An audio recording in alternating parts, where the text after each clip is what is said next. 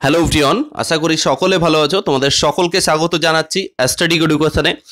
SSC চাকরি যে বাতিল হয়েছিল তার মামলার আজকে মহামান্য সুপ্রিম কোর্টে হিয়ারিং ছিল। এই হিয়ারিংয়ে কি হয়েছে এবং এখানে মহামান্য সুপ্রিম কোর্ট যোগ্য এবং অযোগ্য চাকরি প্রার্থীদের চাকরি সম্পর্কে কি মন্তব্য করেছেন এবং এর আগামীতে আপডেট কবে রয়েছে পুরো বিষয়টাকে নিয়ে আলোচনা করব। অর্থাৎ মহামান্য সুপ্রিম কোর্ট জানান এক্ষুনি যে 26,000 প্রায় 26,000 ধরে নিচ্ছি চাকরি প্রার্থীদের যে চাকরি বাতিল করা হয়েছিল সেটা কিন্তু এক্ষুনি বাতিল করা হচ্ছে না। অর্থাৎ ওই যে প্যানেলের মধ্যে প্রায় 26,000 শিক্ষকদের প্যানেলের মধ্যে যোগ্য এবং অযোগ্য সকলেই রয়েছেন এবং এই চাকরি কিন্তু প্রত্যেকের চাকরি কিন্তু বহাল থাকছে। ঠিক আছে, এটা কিন্তু স্পষ্ট হয়ে গেছে।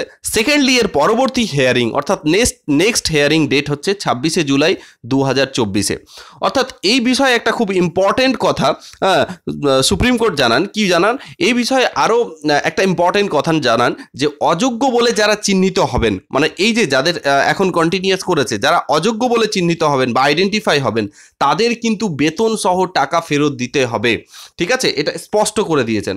এবং এসএসসি এখানে খুব গুরুত্বপূর্ণ একটা ভূমিকা পালন করে এবং এসএসসি একটা স্পষ্ট জানিয়ে দেয় যে 2016 সালের যে চাকরি প্রার্থী নিয়োগ হয়েছে, যেটা 19-এ নিয়োগ হয়েছে এবং 24-এ এসে যে কলকাতা হাইকোর্ট বাতিল করেছে, এক্ষেত্রে এই যে প্যানেলের মধ্যে যোগ্য এবং অযোগ্য কিন্তু প্রার্থী রয়েছে, অর্থাৎ নিয়োগের ক্ষেত্রে অনিয়ম হয়েছে, এটা স্পষ্ট করে দিয়েছে। এবং আরও স্পষ্টভাবে জানিয়েছে, আমরা বিভিন্ন মিডিয়ার মাধ্যমে জেনেছি বা ফেসবুক পোস্টের মাধ্যমেও জেনেছি যে অযোগ্যদের কিন্তু চিহ্নিত করা পসিবল। ঠিক আছে, তারা কিভাবে করবেন এটা তাদের বিষয়, কিন্তু পসিবল, এটা কিন্তু এসএসসি জানিয়ে দিয়েছে। এই মুহূর্তে দাঁড়িয়ে যারা যোগ্য প্রার্থীরা রয়েছেন তাদের জন্য সত্যি আনন্দের খবর এবং আমরা অন্তর থেকে মন থেকে চাই যে যারা যোগ্য প্রার্থী, যারা পরিশ্রম করে, যারা মেধার মাধ্যমে পেয়েছেন তাদের কিন্তু চাকরি বহাল থাকুক।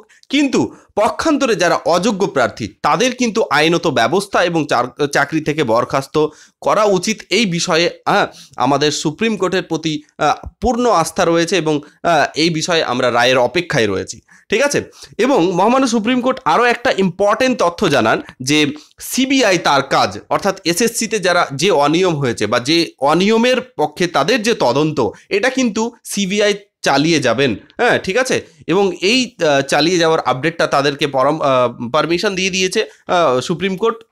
এবার আমাদের দেখার বিষয় যে এক্ষুনি যেহেতু তাদের চাকরি বহাল থাকছে, চাকরি যাচ্ছে না, তো 16ই জুলাই নেক্সট হিয়ারিং রয়েছে, 16ই জুলাই 2024।